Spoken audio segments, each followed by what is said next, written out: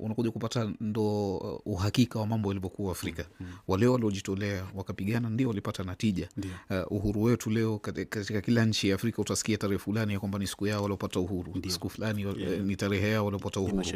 Hii ni kwa nini? Ni kwa sababu ya damu walizomwaga mashujaa, watu waliojitolea. Wakaona hatutateseka mpaka siku zote. Mpaka lini tutateseka?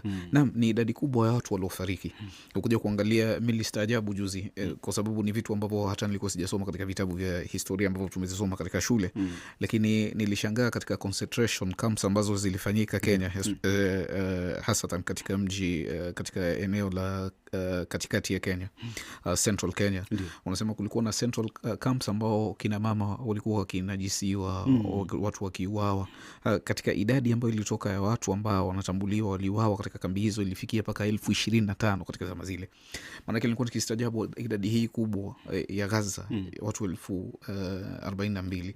Lakini uhuru ambao sisi tunauchukulia rahisi, ambao sisi leo tunaishi, tunasema Afrika tuna amani, tuna furaha, na kuna wenzetu ambao walijitolea, watu 25,000 wakauawa, kina mama wakanajisiwa, na watu wao ambao walikuwa wanajiita hii leo mpaka leo wanajiita kwamba wao ni wastaarabu.